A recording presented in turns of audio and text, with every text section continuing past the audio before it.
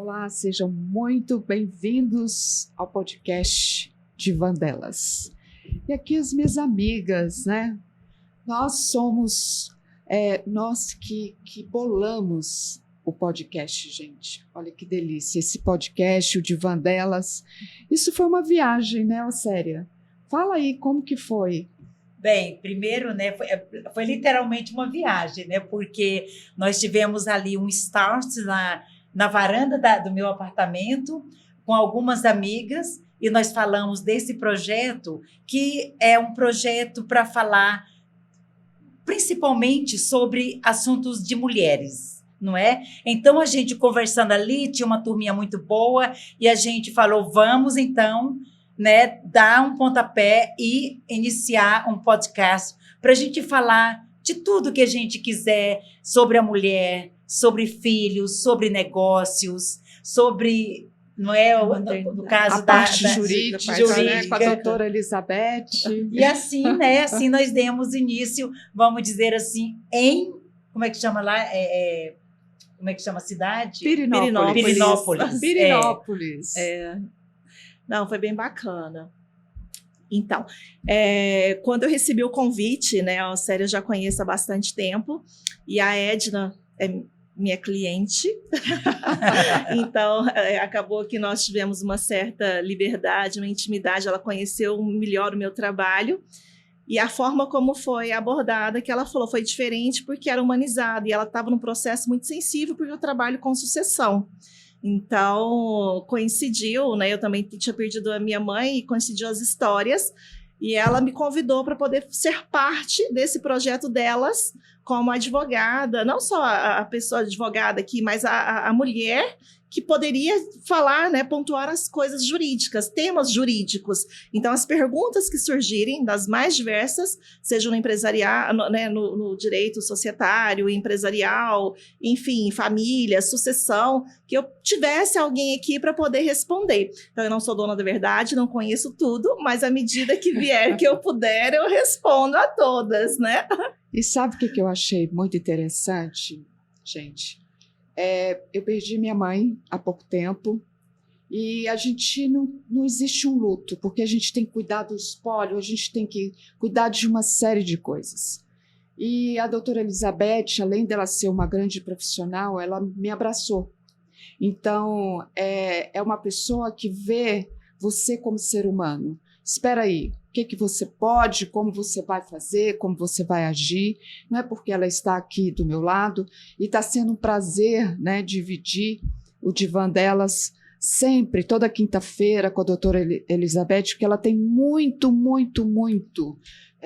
para passar para vocês, gente. Então, a minha dor, eu compartilhei com ela.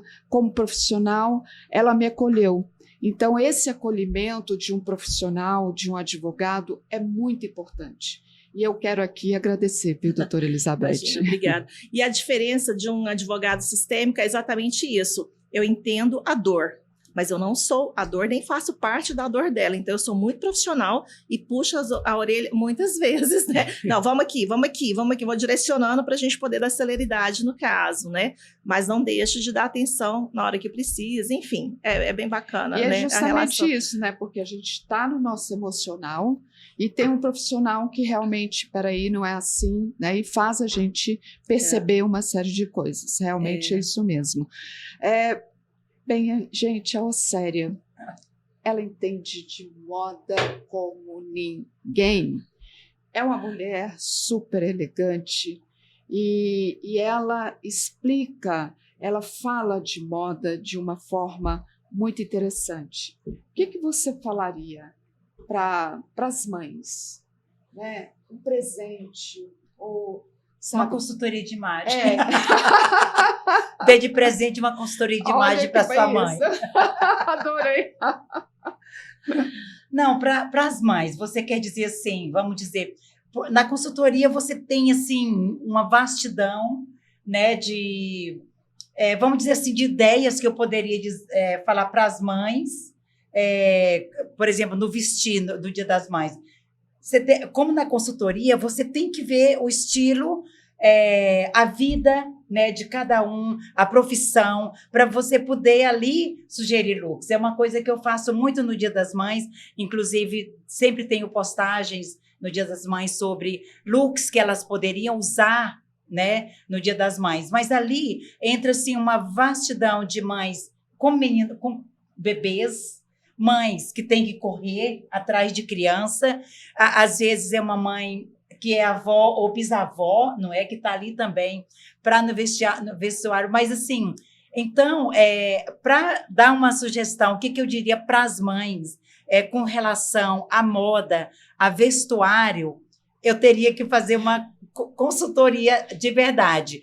E também, até para dar dicas aqui, eu precisaria saber para qual mãe dar essa dica. Mas, quer dizer, se eu puder dar alguma dica de vestimenta para os Dias das Mães, seria uma roupa confortável, tudo vai depender do ambiente, não é? Do ambiente que ela está, se ela está em casa, se ela vai para um restaurante. Então, é meio vago, né? Para eu dar uma dica assim. Então, dê uma consultoria de imagem, gente. Para sua mãe, que aí é o melhor presente, ela vai amar. Dia das Mães, que aí vai ser bacana. Com certeza.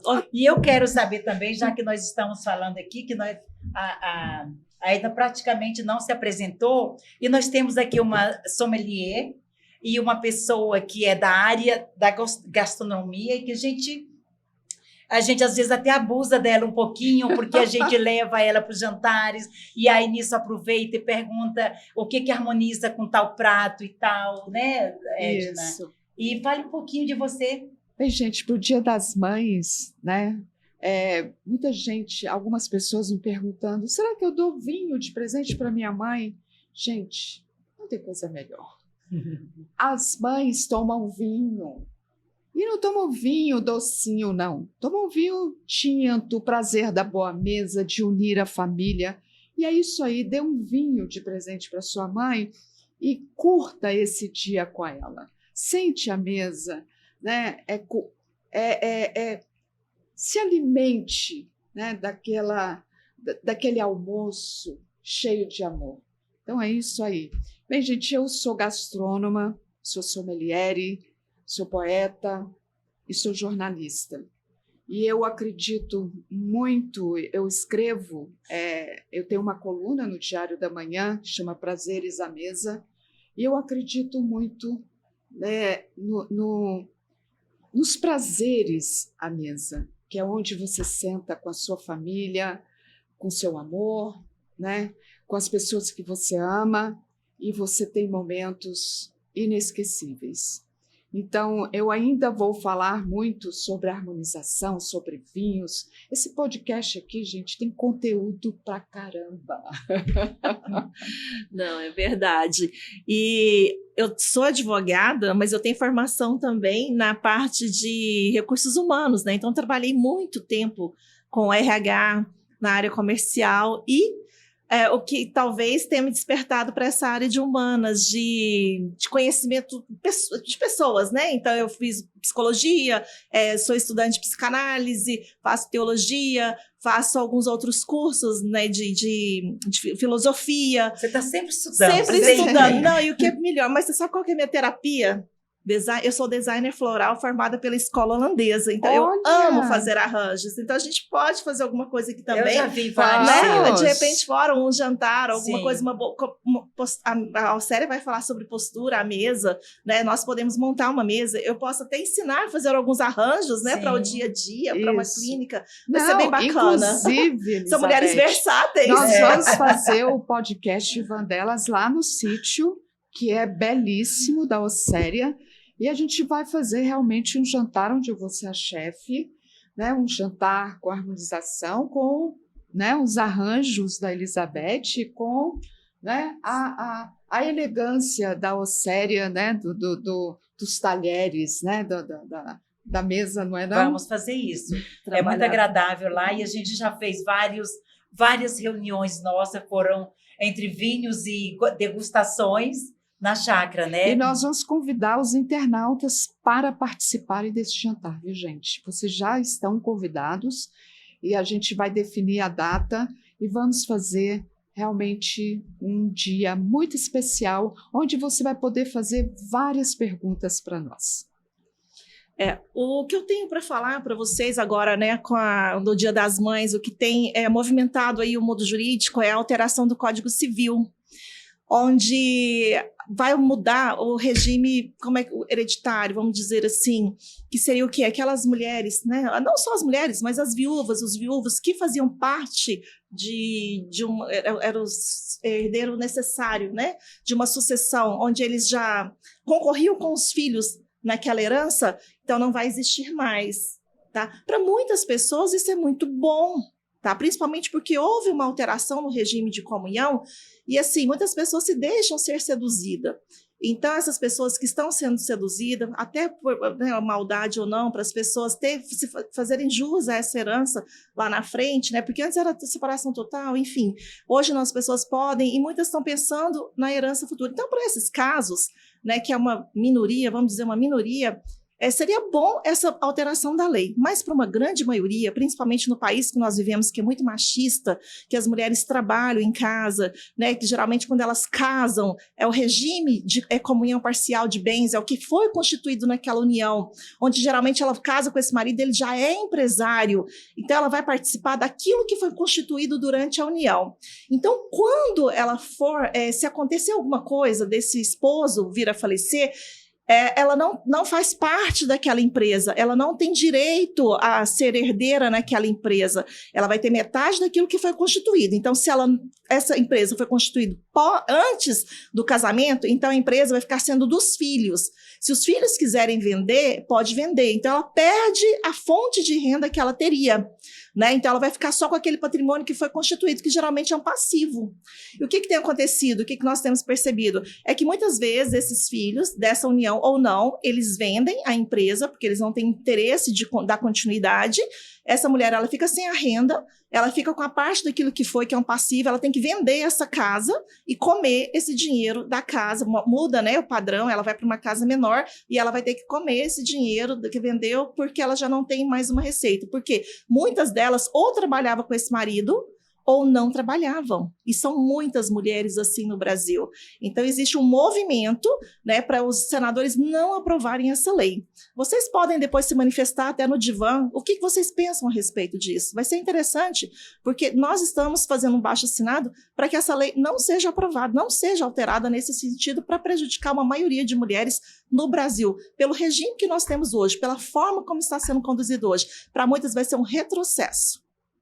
Essa é a minha contribuição para o Dia das Mães, né, em relação à parte jurídica. E muito boa. Beth, você falando aí nesse caso, eu queria fazer uma pergunta para você. Pois. Por exemplo, uma pessoa se casa no exterior, não é? E também ela formaliza essa união aqui, divorcia. Aonde será feito, por exemplo, nesse divórcio, aonde vai prevalecer a lei da separação, no caso de divisão de bens, de guarda? Ela casou lá. Casou lá, mas reconheceu também... aqui, trouxe para Itamaraty, foi reconhecido aqui. Isso. Ela mora aqui hoje? Mora. Então, é o endereço aqui. Tem. Prevalece o daqui. Sim. Tá? Então, vai prevalecer o daqui. Ah. Aí, o que pode acontecer? Mas se ela veio de lá, né? Ela não morava aqui no mas momento. hoje é a residência, a atual residência. Então, o que pode acontecer? Ela se ela está morando aqui, se ela está residindo aqui, trouxe para cá, é daqui. Sim. É onde ela mora. É o fora eleito, é aqui. Uhum. Agora, se ela só está de passagem, o país dela é lá, ela só fez o reconhecimento aqui. Vamos imaginar, acho que no seu caso, não seriam 2 estrangeiros, seria um estrangeiro e um brasileiro. Né? Sim, sim. Né? Nesse caso, a brasileira, então ela mora aqui, o trâmite está sendo aqui. Nacionalidades diferentes. Pode ser aqui. Tem que ver o pacto, tem alguns acordos. Existem países que a gente tem que observar esses acordos, né? É aquilo que eu posso verificar. É porque na minha época eu lembro que isso foi uma...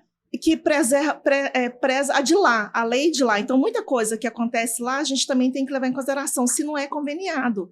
Entendi. Entendeu? Então, é isso que a gente eu preciso dar uma olhada. Eu teria que fazer... Cada caso é um caso, né? Mas do jeito que você falou, a pessoa é brasileira, foi feito o casamento reconhecido aqui também. Então, ela mora aqui, então o trâmite vai ser daqui. Sim, tá? Agora, obrigada.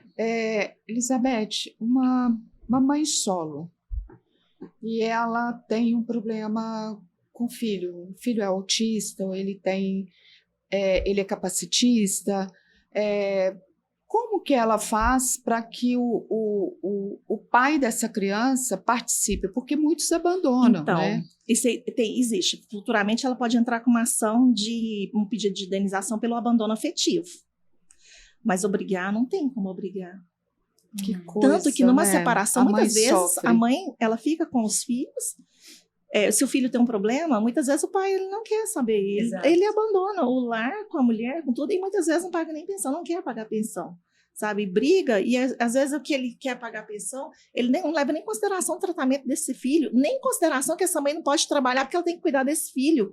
É onde eu falo que muitas vezes essa mãe ela tem que se dedicar no cuidado desse filho, né? Ela não trabalhava, o marido é que sustentava, era o provedor, e de repente ele sai, abandona, e ela tem que fazer tudo, ela tem que trabalhar, ela tem que cuidar, enfim, a pensão muitas vezes que ela recebe do governo, pode requerer uma pensão, pleitear uma pensão para esse filho, muitas vezes não supre as necessidades, porque o custo é muito alto, né? Eu não sei se ela tem moradia própria ou não, quais seriam as despesas nesse caso, e se esse pai também suporta, né? Quando está junto, as despesas ali é uma coisa, quando tem dois lados, são duas despesas. Né? Então, quanto esse pai ganha para poder sustentar também tudo isso? E aí ela não vai pegar o salário dele todo, ela vai pegar um percentual do salário dele. E se ela receber alguma pensão para ela, é por pouco tempo, até ela se adequar. Por isso que ele tem direito, né, a criança a uma pensão.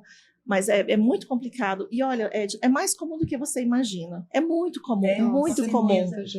Sabe? Eu vejo casos assim, de pessoas bem próximas com abandono. Mas, enfim, nós estamos levando a coisa muito a sério, né? Eu quero também saber uma coisa, aproveitando esse nosso bate-papo, eu quero saber da Edna. Edna, uma coisa que eu tenho muita dúvida eu posso fazer essa pergunta para você, claro, né, sobre vinho.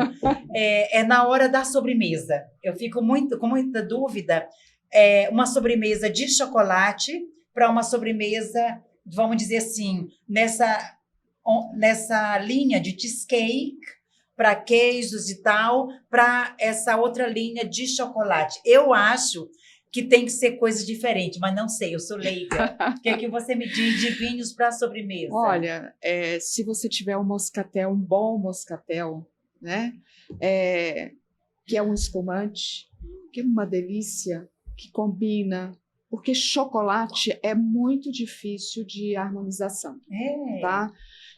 Um vinho do Porto. Geralmente, se você for fazer essa sobremesa, faça com chocolate acima de 70%, tá? De cacau. E não com chocolate industrializado, porque esse tem muita gordura. Sim. Então, é muito difícil de harmonização. Sim. Mas são dois vinhos, assim, muito legais. Um vinho do Porto com chocolate. Eu acho que o vinho do Porto não erra, né? Não erra. E um espumante moscatel, que ele tem um leve adocicado muito gostoso, que harmoniza com todas as sobremesas, inclusive, né, com queijos. Edna, se a sobremesa for muito doce, tipo assim, não sou eu quem preparei, eu simplesmente fiquei de levar os vinhos, e essa pessoa está servindo uma sobremesa doce, vamos supor, alguma sobremesa que usou chocolate ao leite, né, ou então um merengue de morango, mesmo assim cabe, é o moscatel, que também é doce. Super. Exato. É doce com doce. Isso. Exato. É porque me falaram que geralmente o moscatel, ele limpa o paladar, né? E o adocicado dele é da uva. Não é, por exemplo, aqueles vinhos que a gente compra no supermercado, aqueles vinhos. Tem uns vinhos que eles colocam, acrescentam álcool, acrescentam açúcar, não é? Como se fosse um suco de uva que eles acrescentam álcool e açúcar. Então, um espumante bem elaborado, bem executado, é muito bom. Então, esse adocicado que a gente sente no paladar é da própria uva. Então, é uma delícia e limpa o paladar, fica uma delícia. Realmente, doce com doce. Pois é, e o vinho do Porto com isso. É muito interessante. É muito bom, e principalmente o limpar do paladar, com chocolate. Edna, seria porque você está mudando ali de refeições. É o que ela falou, não. É porque merengue tem o quê? Doce, tem gordura, né? Então, o chantilly, E eu nunca pensava. gordura. Creme de leite condensado. Então, imagina um vinho tinto com essa sobremesa. Não dá, vai virar uma banana nanica na tua boca, né? Então, são esses vinhos que eu indicaria que não tem erro. Muito obrigada. E muito queijos, gente, muitas pessoas acham que queijo harmoniza com vinho tinto. Queijo harmoniza com vinho branco e principalmente da uva Chardonnay reserva, tá? Lembre, um Chardonnay chileno é tudo de bom. Aí sim, sabe? Porque queijo tem muita gordura, principalmente massa mole, tá? Então, o que harmoniza? Vinho branco. Massa dura, alguns vinhos harmoniza, como Malbec, um Cabernet Sauvignon, que tenha passado pelo menos 1 ano, 2 anos em barrica de carvalho. Você dá essa consultoria, Edna? Se, por exemplo, eu sei que você dá cursos na área, né, de vinho, mas você dá essa consultoria do tipo, Edna, eu vou fazer um jantar e eu vou servir isso como entrada, prato principal, sobremesa? Não, gente. Não. Mas olha, para os internautas que estão assistindo, que vão assistir, ou que estão assistindo o podcast de Vandelas, pode mandar suas perguntas que eu respondo incrível para você, com muitas dicas legais. Incrível não, com muitas dicas legais. Gente, agora eu quero saber das mães, né? Das 2 mães aqui, porque eu não sou mãe, e eu tenho 2 cachorrinhos, né? E vocês? Qual o sentimento, né, de vocês 2 sendo mãe, não é? Chegando aí numa data tão especial. Qual é esse sentimento? Porque dar à luz, né, de você dar uma educação a uma pessoa que é uma parte de você. Sim. Como que é? Qual é esse sentimento?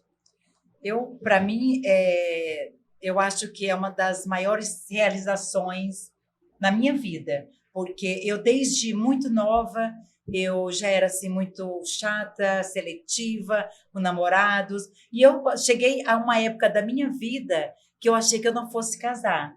E eu falei para minha mãe, eu não vou me casar, mas eu quero ter um filho. Eu vou ser mãe solteira. Eu vou escolher o pai do meu filho. O tanto que isso, para mim, era importante, não é? Então, eu tinha que ser mãe. Se eu não fosse, é uma coisa minha, eu seria frustrada. Mas qual é o sentimento? Você tem quantos filhos? 2. 2 filhos, moram fora? Moram fora, cada um num continente, literalmente. E essa saudade? Como que você lida? É muito dolorida. Eu sofri muito no início.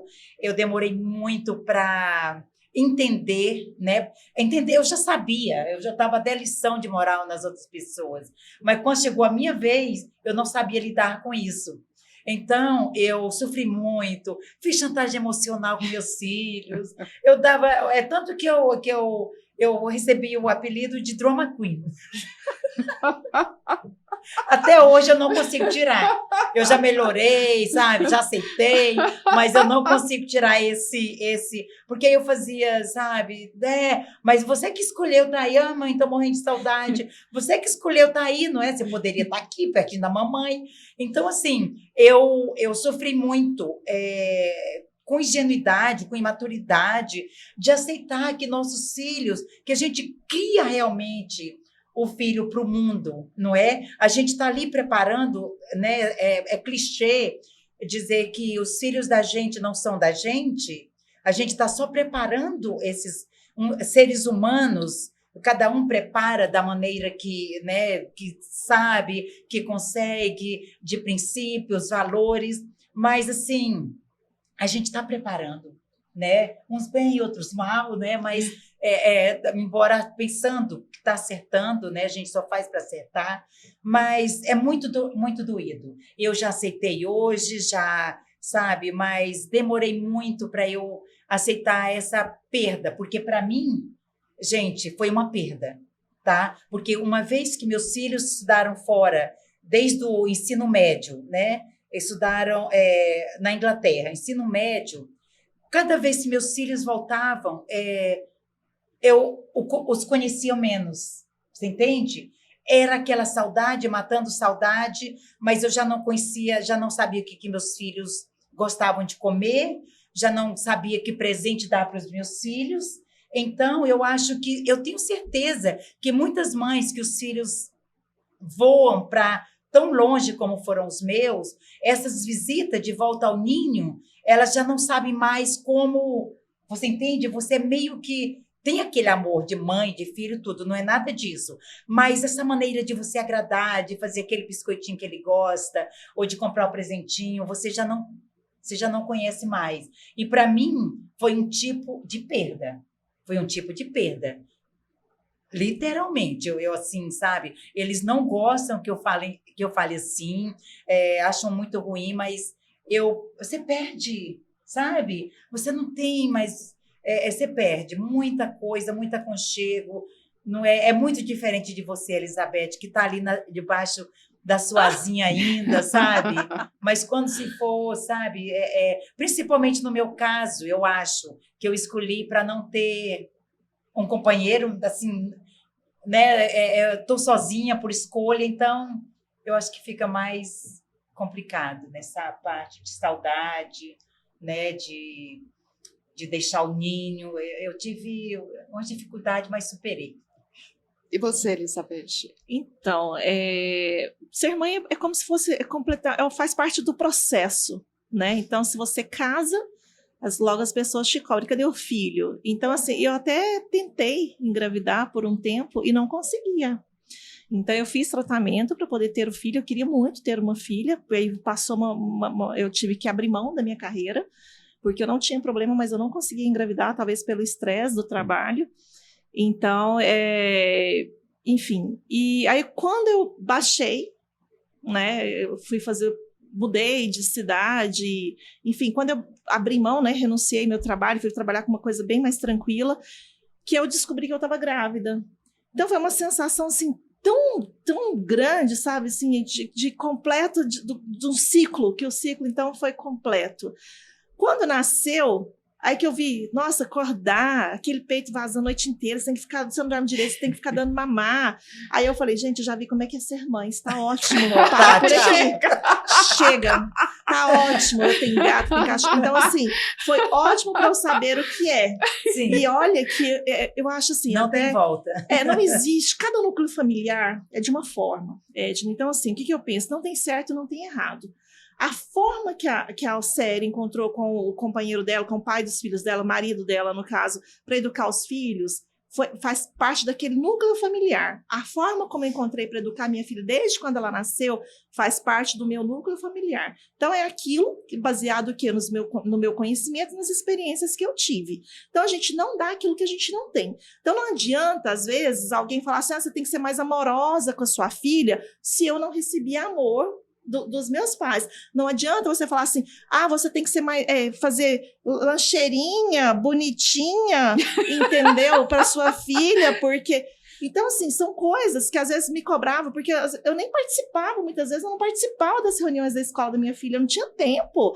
Mas foi uma escolha. Por quê? Porque o pai dela é da área de educação e ele faz tão bem feito que eu não precisava preocupar com isso. Então, eu delegava, deixava com ele. Né? Então, muitas vezes eu chegava na escola, quando eu tinha que ir, eu falava assim, você já tentou? Você já tentou resolver o que precisa? Porque se eu for, né, eu já vou para resolver o problema. Eu já estou indo como advogada, porque é o problema, ou é um bullying, alguma coisa, é mais sério. Então, ele tentava resolver tudo. Nós tivemos problemas com bullying com a minha filha na escola, então foi muito sério. Então, eu falava assim, se eu tiver que ir, eu vou para resolver. E resolvia, né? Então, assim, eu estou colocando tudo isso por quê? Porque o meu processo, ele não serve de referência para muita gente. Eu fui uma das primeiras mulheres a ter guarda compartilhada, porque eu achava um egoísmo muito grande eu querer ter meu filho só para mim. Eu falei, meu filho é objeto de barganha. Do mesmo jeito que ela tem mãe, ela tem pai, ela tem que conviver com esse pai. Então, graças a Deus, minha filha sempre amou esse pai dela. Então, muitas vezes, eu precisei mudar para Rio Verde, né? Quando eu assumi o contrato da BRF. Nós pegamos 7.500 processos da noite para o dia. Então, eu trabalhava das 8 horas até 2 horas da manhã, praticamente todos os dias. Então, não tinha como levar minha filha, mas mesmo assim eu perguntei, filha, você quer ir com a mamãe para Rio Verde? Nessa época eu já estava separada. Aí ela falou para mim, ela morava comigo. Não, mãe, eu não quero deixar meus coleguinhas da escola. Como o pai dela morava com os pais dele, eu falei, gente, é muito egoísmo eu querer levar e deixar com babá se eu não vou poder dar atenção para ela. Então, eu falei, filha, então você vai ficar com seu pai, com sua avó. Pode ser? Pode. Então, eu vinha todos os finais de semana, me falava com ela, sempre que podia, o motorista levava tudo. Então, nós criamos essa rotina. Então, assim, que eu falo que é diferente de tudo, porque eu respeitei muito a vontade dela. Né? Então, a Célia falou assim, hoje ela está comigo, hoje ela está comigo, mas até ano passado, até dezembro, ela estava com o pai em Brasília. Então, eu sempre dei essa liberdade dela escolher onde ela quer ficar. E mesmo, às vezes, ela estando comigo, às vezes ela fala assim, mãe, eu estou sozinha. Por quê? Porque eu não paro a minha vida para viver a vida dela. Por quê? Porque se ela está prestando vestibular e ela não sabe para que lugar do país que ela vai, eu dou muita liberdade para ela estar sozinha, né? Fazer as coisas sozinha para ela poder crescer e desenvolver, não ter uma dependência emocional de mim, é tão importante. Sabe? Por quê? Porque ela vai ter que cozinhar, ela vai ter que se virar, vai ter que arrumar uma casa. Então, assim, eu deixo, ela fala assim, mas você me dá muita liberdade, mas eu puxo, entendeu? Eu falo assim, eu sou sua mãe, eu sou sua amiga, te escuto, te apoio, mas eu sou sua mãe, eu vou te corrigir. E quanto mais liberdade, mais responsabilidade. Para quem muito é dado, muito é cobrado. Não é? Né? Então, nós temos esse tipo de relação. Então, mas uma das coisas que as pessoas me perguntam muito, como que eu consegui isso, tanto que eu sou desprendida, porque eu tinha como que eu fazia, né? Eu falei, estava separado, o pai dela solteiro, um executivo muito bem sucedido em Goiânia, muito bonito, né? E as mulheres em cima, né? Aí cada dia ele chegava com uma tia, uma coleguinha. Minha filha já não tinha mais referência do que era namorado, o que era conhecido, o que era amiga do pai, né? Aí um dia eu chamei ele e falei, olha, não tem nada a ver com sua vida, só que resolve, o dia que você tiver, se apresenta, porque ela já não tem mais referência do que é a tia, o que é a namorada, o que é, né? É ruim para ela, né? Aí ele falou, não, beleza. Ele falou, enfim, mas eu não conheço ninguém, não tem mulher aqui em Goiânia e tal. Eu falei, pode deixar que eu vou te apresentar uma. E assim eu fiz. Quando eu conheci, eu estava em Brasília e conheci uma mulher maravilhosa, linda. Ela é defensora pública em Brasília. E ela tinha acabado de sair de um relacionamento de 10 anos. Ela falou, Beth, eu não conheço ninguém, eu nem saio, eu sou super dedicada ao meu trabalho, eu sou caseira, não sei o quê. E eu lembro que eu olhei para o tamanho dela e falei, nossa, é difícil arrumar um homem da sua altura, né? Aí eu lembrei e falei assim, nossa, meu ex-marido é do tamanho dela. Ele é maior do que ela ainda. E eu falei, ele é a sua cara, eu vou te apresentar para ele. Ela, você tá doida? Eu falei, imagina. Né? E eu apresentei, e deu certo, eles estão juntos até hoje. Essa foi a minha tranquilidade para poder viajar para onde eu precisava trabalho, saber que minha filha estava bem cuidada. Por quê?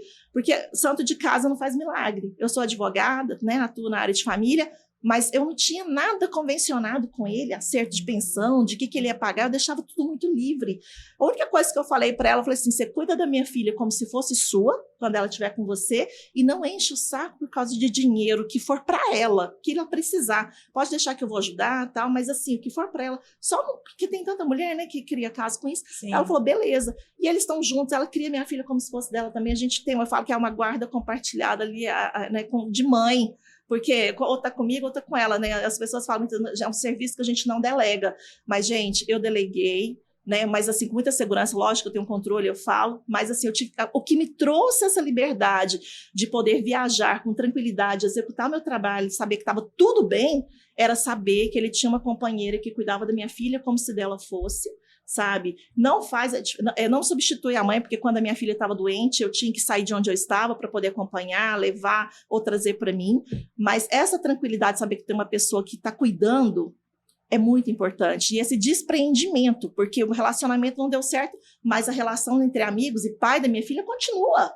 É isso que eu tenho que preservar, ter uma boa relação familiar. Acho que o exemplo que eu tinha que passar para minha filha era esse, né? O relacionamento do papai e da mamãe não deu certo, nós não estávamos felizes como casal, mas como amigos, como seus pais, nós somos as melhores pessoas do mundo. Foi uma excelente escolha, né? E assim a gente mantém. Já tem quase 10 anos que nós nos separamos e nós temos uma relação super saudável nesse sentido. É muito bom.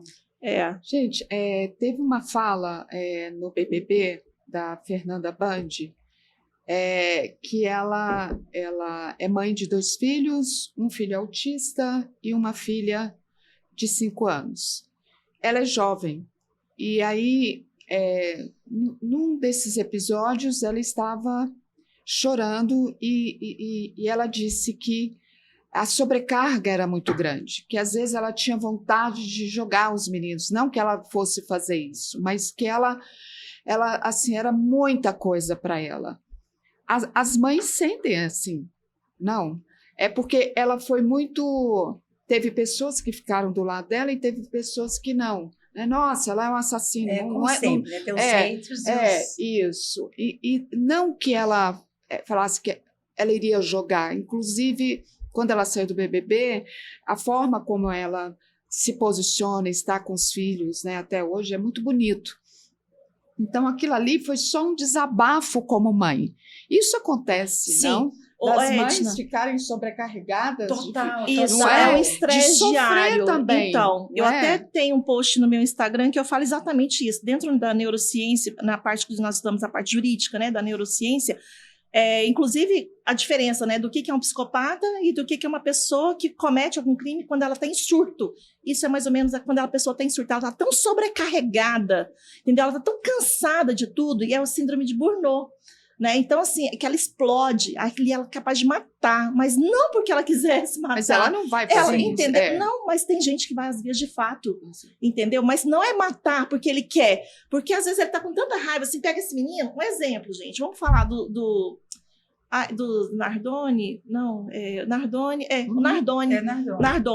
Ele não queria matar a menina, só que quando ele estava no carro, a menina não parava de chorar, ele já com um monte de problema, a menina chorando, que a menina chorando o tempo inteiro. Mandou a mão, provavelmente um objeto pontiagudo que cortou o supercílio da menina. E aí que ela chorava, e ele ficou desesperado porque estava sangue. Ele pegou a menina, carregou no colo, o sangue foi caindo na sala. O que ele fez? A menina não parava de chorar. O que ele fez? Ele jogou a menina no sofá. No que ele jogou a menina no sofá, ela quebrou. Acho que quebrou a coluna, um negócio assim. Entendeu? Então, assim, não foi porque tava, sabe, aquele choro compulsivo desencadeou isso. É diferente que eu tô falando do psicopata que faz na maldade. Dele, pelo nível altíssimo de estresse, porque quando foi feita a perícia, ele se submeteu ao estudo, percebeu que ele já estava com um nível altíssimo de estresse muito anterior àquele fato. Né? E tanto que quando a mãe chegou, que chamaram a mãe da criança e falaram para ela, falou assim, o policial, ele perguntou para ela, falou assim, pode ser que teu marido tenha matado esse filho? Ela falou, não, seu ex-marido tenha matado o filho. Ela falou, não, jamais ele faria isso, porque ele é um excelente pai.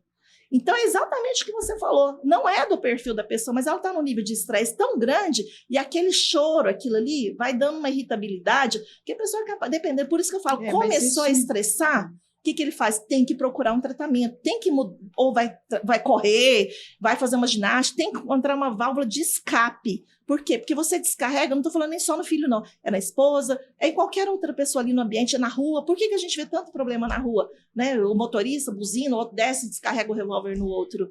Mas assim, as mães passam por esse estresse, né? Toda mãe tem seu estresse, né? Eu acho que isso aí já é muito isso forte, aí já né? é muito forte, assim, que eu acho...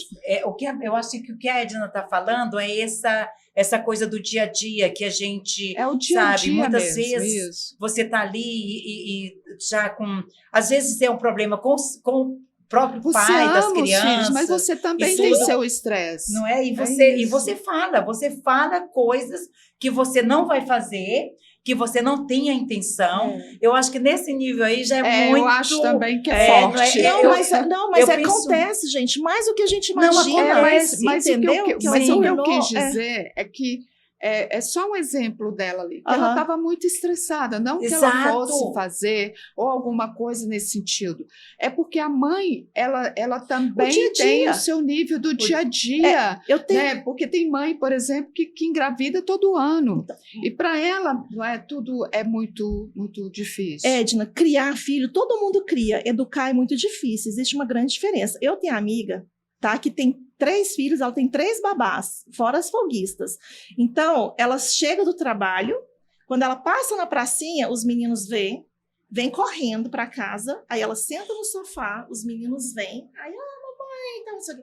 Ela abraça os meninos, brinca, beija, deu 1 hora, ela pode recolher. A babá leva, toma banho, ela só vai ver o menino no outro dia, na hora de deixar na escola, que vai junto com o motorista, entendeu? Isso não, para mim, Tipo assim, gente, igual eu falei, cada núcleo familiar, ele funciona da sua forma, não tem certo ou errado. Só que no meu modo de ver, eu acho que seria uma ausência, é uma presença que ela está delegando, está terceirizando, Sim. entendeu? Até o contato, educação. porque, me irrita, eu tô cansada, esses meninos ficam falando na minha cabeça. É exatamente isso, é muito normal. É entendeu? normal, né? O É estresse, normal. o dia a dia, Sim, né? A mãe Totalmente, sentir isso. totalmente. Eu, quando a Fernanda, por exemplo, aconteceu isso com a Fernanda, que eu vi nas redes sociais, né, os haters atacando, Isso.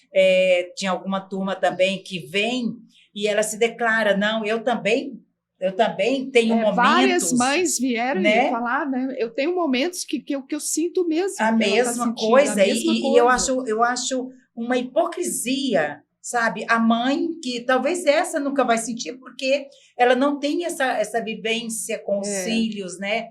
E tudo, mas uma mãe normal, que leva para a escola, leva para natação, e menino gritando, e vem lanchar, vem tomar banho.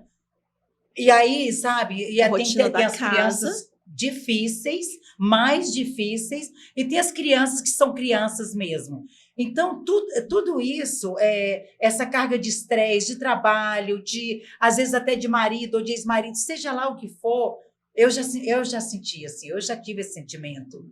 E eu acho uma hipocrisia a mãe dizer que, às vezes, você não sente sabe, meu Deus, sabe, basta, né? E a cena mais bonita foi quando ela saiu, né? Encontrou com o filho autista dela, Exato. que foi lindo, foi um encontro emocionante. Né, a criança, ele querendo chorar, ele se emocionou com ela. Então foi muito bonito. Gente, ser mãe realmente é algo assim, é uma poesia, mas muito difícil. Tá? Ô, Edna, deixa eu te fazer uma pergunta, então. Como eu falei, né, ser mãe para mim fazia parte de um processo, inclusive a cobrança da sociedade, porque é natural que, né, a casa tem que ter filho.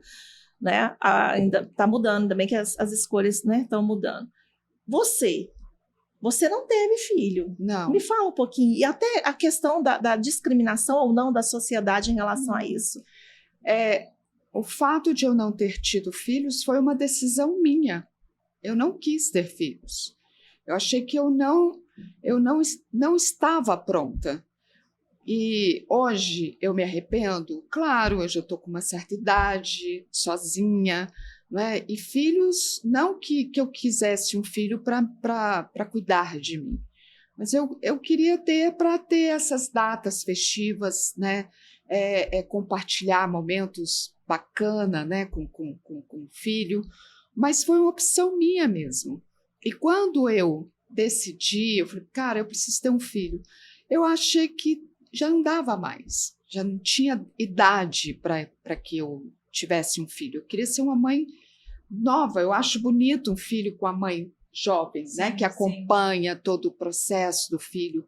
Então foi uma decisão mesmo assim minha. Meu pai, ele falava, minha filha, eu não vou ter um neto de olhos claros, eu não vou ter um neto. Eu falava, pai, o senhor não vai ter um filho, você não vai ter um neto. Mas foi uma decisão realmente minha. E não é garantia. Você vê que essas datas, você está mencionando aí, essas datas festivas, você está vendo. Eu não lembro a última vez que eu passei o Dia das Mães com meus filhos. Estão no mundo, né? Então, isso não é garantia. E essa coisa também de filho que vai cuidar da mãe, é bom ter filho porque você envelhecer sozinha. Você vai envelhecer sozinha. Não sabe, tenha filhos ou não, você vai envelhecer sozinha, porque a vida dos seus filhos, é real, né? Isso é real. Então, eu acho que por exemplo, no meu caso, foi uma decisão que se eu não tivesse tido, eu teria ficado muito frustrada, mas não é garantia nenhuma de que seu filho vai cuidar de você, ou que naquelas datas festivas reunir todo mundo, não, sabe? Então, você não está perdendo. Então, ótimo, melhor ainda. Mais um motivo para nós termos uma moradia compartilhada entre amigas, e lá pode ter certeza que vai ter o divã delas. Não é? Com certeza. Regada bom Imagina. Vamos levar essa turma toda, essas mães todas, essa mulherada toda para o Recanto Transval. Já quero, já pode garantir o meu quarto lá, amiga. Pode deixar. E essa moradia compartilhada é uma coisa que muitos estão Fazendo, buscando, sim. né? Os É amigos se incrível, os reúnem. amigos estão se reunindo para realmente, porque não é fácil envelhecer sozinha. É. É muito E ruim. com os O amigos é muito etarismo- bom, né, gente? É. Principalmente aqueles que a gente tem mais afinidade. E, meu Deus, já pensou chegar assim à noite, vamos sentar aqui, fazer uma fogueira aqui no meio dessa, né? E é muito gostoso. Eu acho que, porque com filhos a gente não vai contar, não é? Eu acho que eu sempre estou pondo essa carga nos amigos, né? Porque eu acho que a gente vai ter que contar com a gente mesmo, assim, sabe? Com os Porque- amigos. Com os amigos, porque eu acho muita carga para pôr isso para os filhos fazer, sabe? Eles não tiveram a gente nem nada, então, mas Em Olambra, eu visitei uma moradia compartilhada. E lá eles fizeram tipo um condomínio, onde eles construíram uma sede principal que tinha os quartos. E fora tinha as edículas. Então você tinha a opção de morar com todo mundo ali, algumas pessoas dentro daquela casa, cada um no seu quarto, claro. Ou dentro da sua casa e receber a sua família. Então, mas ali no meio daquilo tudo, tinha refeitório, tinha centro de convivência, tinha a piscina, tinha quadra, tinha a enfermaria, entendeu? Então, sempre, 24 horas, tinha um médico e uma enfermeira ali, né? Então, assim, eu achei tão bacana, porque eu falei, né, a nutricionista, eles tinham um chefe lá para poder fazer os alimentos, então uma vez por semana tinha as festas, que eles reuniam, os jantar, a confraria, sabe, eu achei tão bacana, não, você acha que eu não olhei lá para eu poder morar lá? Eles, Não é? é difícil conseguir uma vaga. sim. Gente, mudando um pouco. E a mãe vitimista? A mãe que ela tem um filho autista ou que ela tem um filho especial e ela se coloca como vítima. Qual é o olhar de vocês para essa mãe? Como que vocês acham que ela tem que fazer esse papel de vítima ou ela tem que arregaçar as mangas e falar assim, olha, meu filho é assim, eu vou lutar para que ele tenha uma sociedade, que ele viva numa sociedade? O que vocês acham da mãe? Independente da mãe vítima, qualquer pessoa que se coloque numa posição de vítima, nesse caso específico, seriam 2 doentes, né? Porque ao invés de cuidar de uma criança, tem que cuidar de uma mãe doente também.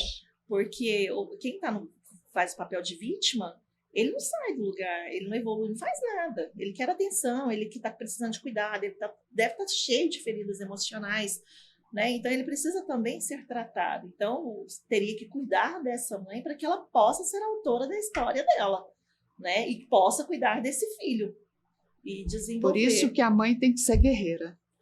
Pois é. Sábia. Não é? Porque ela tem que ser guerreira mesmo, não é? Tem que ser guerreira e também eu acho que essa coisa de, por exemplo, não importa se a criança é especial ou não.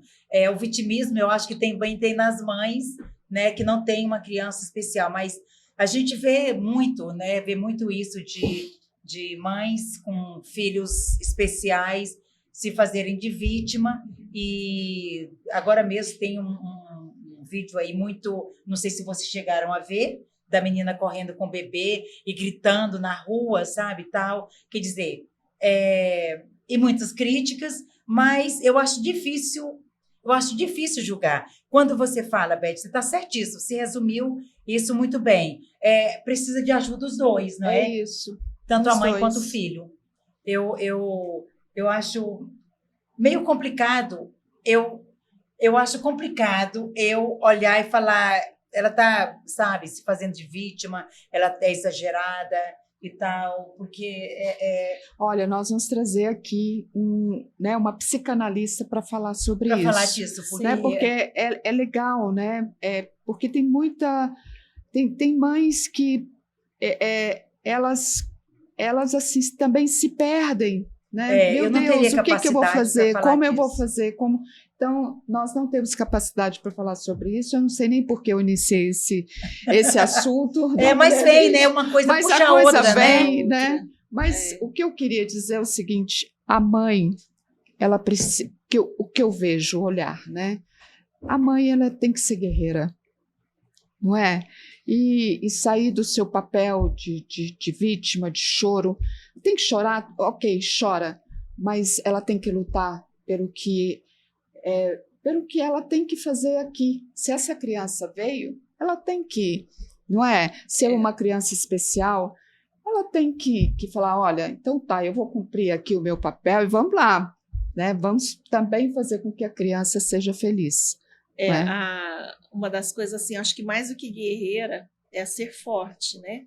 E sábia, porque uma das coisas que minha mãe falava, assim, nossa, eu já passei muitas lutas, e dentro dessas lutas que eu tive, às vezes eu ia para a igreja, né, eu procurava refúgio na igreja. Igreja é lugar de doente, né? A gente está ali para fazer tratamento, né? Que seja espiritual, emocional, enfim, buscar Deus. E acaba que a gente vai se aperfeiçoando e fica ali para cuidar de outras pessoas que estão chegando, né? Então a ideia é essa, viver em comunidade nesse sentido. Mas eu lembro que eu chegava lá, eu chorava e minha mãe falava assim, engole o choro, enxuga essa lágrima, ninguém precisa saber o que está acontecendo com você. Lá no seu quarto você resolve com você mesmo. Então, muitas vezes, aí eu ficava caladinha, ninguém ficava sabendo, chegava no meu quarto, chorava, e orava e tal, não sei o quê. Enfim, aí dali me vinha força para eu saber o que eu tinha que fazer. Porque muitas vezes a ideia era o quê? Quando eu estava na igreja chorando, hoje eu percebo, era o quê? Eu estava querendo ser vítima, entendeu? Me vitimizando para as pessoas terem dó de mim. Sim. Olha eu aqui, gente, nossa, tô com problema, tem dó, vem que sofrer junto comigo. Entendeu? Sim. Eu queria gente para sofrer junto comigo. Mas o que você está falando, a minha mãe, quando eu separei, chorava. Minha mãe, para com isso, levanta esse seu nariz, vai ficar bonita. E eu comecei a engordar. Ela falou assim, você está horrorosa, vai para um salão, emagreça e fica bonita e vai viver sua vida. Então, isso eu aprendi muito com essa fortaleza, esse lado forte da minha mãe. Muito bom, né? A mãe ser forte. Acho que ela passa isso pra gente, né? Mas eu não sou tão forte assim, não, gente. Eu tenho eu choro à toa. Por isso que eu sou poeta. Aí, gente, olha, vamos finalizar. O papo foi muito bacana, muito interessante. E a gente vai encerrar com uma coisa que eu vi, que eu quero ler para vocês. Sua mãe está sempre presente nos momentos mais felizes e difíceis da sua vida, certo? Você já homenageou hoje? Agradecendo todo o seu carinho e dedicação, mostre à sua mãe o quanto você a ama, mostrando que você sabe o quanto ela é especial. Vive esse momento com a sua mãe. Obrigada.